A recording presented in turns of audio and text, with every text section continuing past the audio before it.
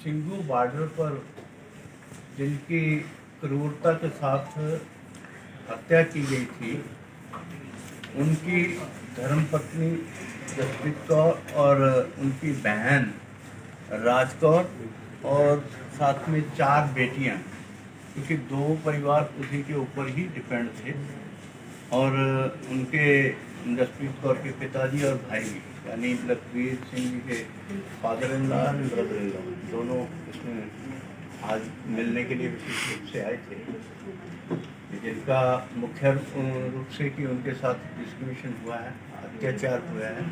और अत्याचार इतनी क्रूरता के साथ उनका हत्या करने के बावजूद भी किसी ने भी उनकी सुनवाई नहीं की गई अभी तक। सिर्फ मीडिया में अगर आने के कारण कुछ FIR की काम किया गया, जिसकी हम रिपोर्ट अभी मंगवा रहे हैं। और पहले जो रिपोर्ट आई थी उसमें उन्होंने ये कहा है कि कुछ 4 लोग उन्होंने गिरफ्तार किए हैं, मगर परिवार के साथ किसी ने भी ना तो एक आध को छोड़कर किसी संस्था ने भी उनकी कोई दर्द को नहीं पहचाना, और ना ही सरकार ने।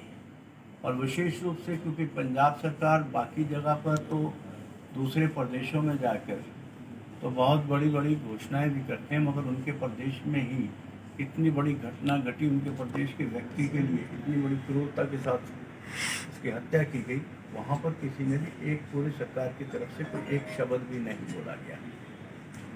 जहाँ इस घटना की निंदा की जा रही है, पूरी करनी चाहिए, वहीं पर सरकार की तरफ से जो उनका अपना कर्तव्य दायित्व निभाना था वो नहीं निभाया गया। ये भी परिवार की तरफ से बताया गया है कि उनको कोई पूछने अभी तक नहीं है।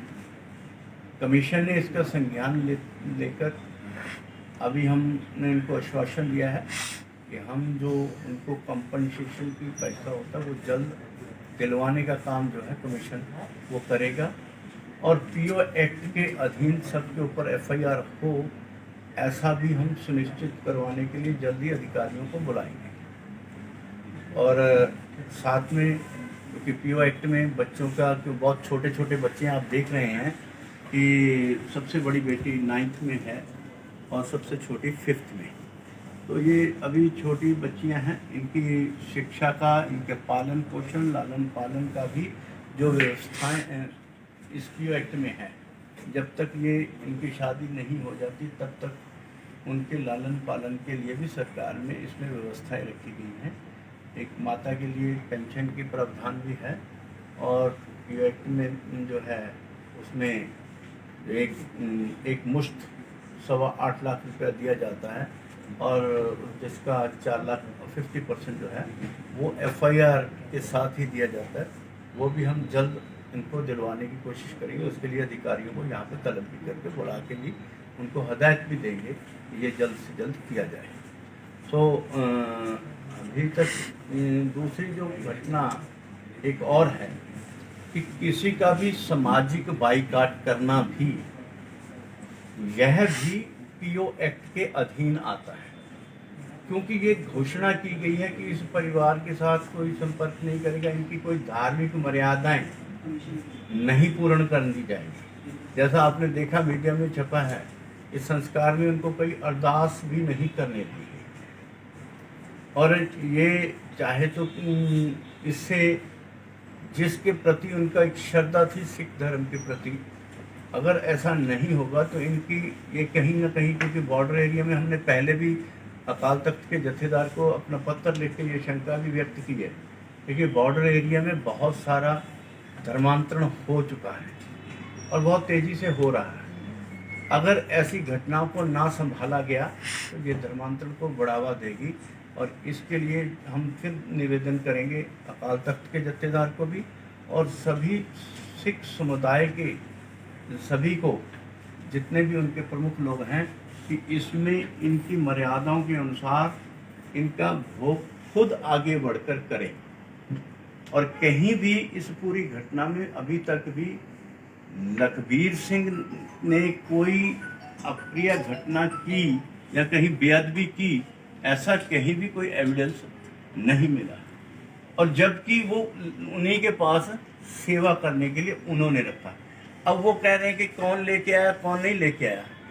काम तो इसी था, जिन्होंने आते ही काम पे रख लिया। अगर 5-6 दिन पहले आया और 5-6 दिन से उनके पास काम कर रहा था तो निस्संदेह कि लेके तो वही आएंगे, कोई दूसरा आगे तो रखता नहीं है और कोई दूसरे पे विश्वास भी नहीं करता।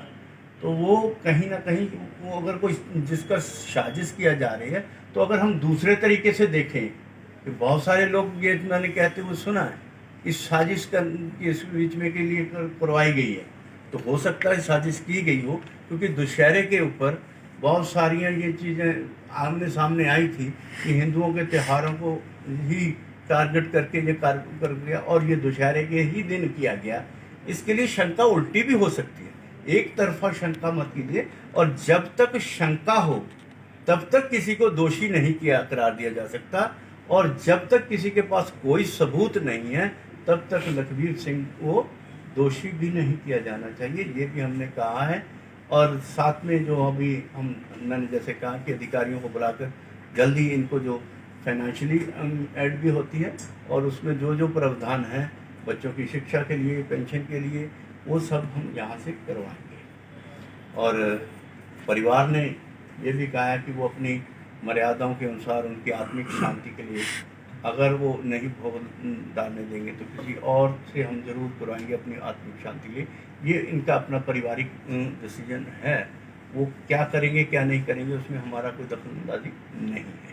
सो ये आज विशेष रूप से परिवार मिलने के लिए आया कि इतनी अप्रिय घटना घटने के बाद भी जहाँ समाज की हमदर्दी इनके साथ होनी चाहिए थी, मगर एक तो हत्या की गई और दूसरा नफरत का पात्र बनाया गया, ये भी निंदनीय है। और कोई आपके मन में सवाल हो? ਸਾਪਾ ਸਾਹਿਬ ਤੁਸੀਂ ਜਿਹੜੀ ਗੱਲ ਕਹਿ ਰਹੇ ਹੋ ਕਿ ਦੋਸ਼ੀ ਨਹੀਂ ਠਹਿਰਾਇਆ ਜਾ ਸਕਦਾ, ਜਿਸ ਤਰੀਕੇ ਨਾਲ ਨਿਹੰਗਾਂ ਨੇ ਜਿਹੜਾ ਬਿਆਨ ਦਿੱਤਾ ਉਹ ਕਹਿੰਦੇ ਨੇ ਕਿ ਬੇਅਦਬੀ ਕਰਦੇ ਫੜਿਆ ਤਾਂ ਉਸ ਤੋਂ ਬਾਅਦ ਉਹਨਾਂ ਨੇ ਵੀ ਕਬੂਲ ਕੀਤਾ ਹੈ ਕਿ ਅਸੀਂ ਇਹ ਕੰਮ ਕੀਤਾ। ਤੁਸੀਂ 4-5 ਲੋਕਾਂ ਦੀ वीडियो देखी होनी है, बहुत सारी वीडियो चली हैं जिसमें उन्होंने ये कहा, कोई कह रहा है कि वो बेअदबी करने वाला था, कोई कह रहा था बेअदबी करने की कोशिश कर रहा था, और कहीं भी कोई एविडेंस नहीं दिया गया और किसी भी उसमें उसने ये स्वीकार नहीं किया कि मैंने बेअदबी की। और जब वो तड़फ रहा था तब उसने ये कहा कि मुझे मेरा वध कर दिया जाए। भगवान अपने गुरु तेग बहादुर जी से या गुरुओं से उन्होंने प्रार्थना की कि इनको हुक्म करो कि मेरा वध कर दे और मुझे अपने चरणों में दे। उसने कहीं नहीं कहा कि मुझे किसी और के चरणों में डाल दे। उन्होंने गुरु साहिबान के चरणों में ही अपनी जाने की इच्छा व्यक्त की है। तो इसलिए जिसकी मंशा ऐसी होगी वो कैसे बेअदबी कर सकता है।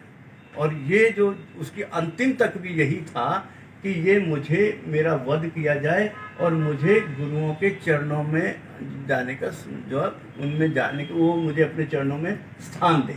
तो इसका मतलब उसकी आस्था कहाँ है? गुरुओं के ऊपर, और गुरुओं की वाणी है गुरु ग्रंथ साहब। इसलिए इसमें बेअदबी शब्द कहीं या स्वीकार किया ऐसा कहीं नहीं है। अगर आपके पास कोई एविडेंस है तो वो जरूर हमें दिखाएं ताकि हमें भी हमारी भ्रांति भी उसमें जो स्पष्ट। परिवार से कुछ पूछना है? ऐसा है कि इनको कि भाई सुनने में थोड़ी प्रॉब्लम है। अच्छा नहीं भैन तो वो दोनों बोलना नहीं होता, वो दोनों नहीं है, पर उन्होंने बोला ਤੁਹਾਡੇ ਸਵਾਲ ਸੁਣਨ ਚ ਸਮਝਣ ਚ थोड़ी प्रॉब्लम। चलो